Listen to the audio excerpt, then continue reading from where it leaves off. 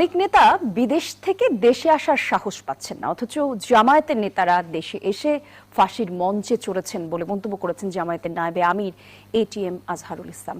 রোববার যশোরের চৌগাছা শাহাদাত পাইলট বিদ্যালয়ের মাঠে নির্বাচনী জনসভায় প্রধান অতিথির বক্তব্য রাখেন তিনি। বলেন, যারা 18 কোটি মানুষকে দেশে ফেলে রেখে বিদেশে অবস্থান করেন তারা দেশপ্রেমিক হতে পারেন না।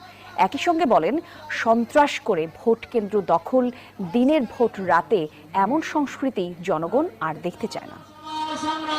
অনেক নেতা বিদেশে আছেন, তারা দেশে আসার সাহস পাচ্ছেন না, কারণ তারা ইংল্যান্ডের নাগরিকত্ব লাভ করেছেন, ভয় পাচ্ছেন নাগরিকত্ব ছেড়ে দিলাম, দেশে এসে যে আবার প্রধানমন্ত্রী হইতে না পারলাম, আমাদের 21-2 করলে গেল, আসার সাহস পাচ্ছে না।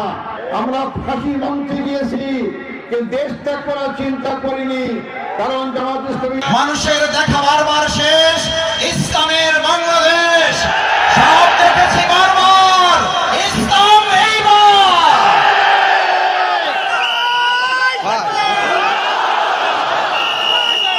সম্মানিত ভাই বোন বন্ধুগণ,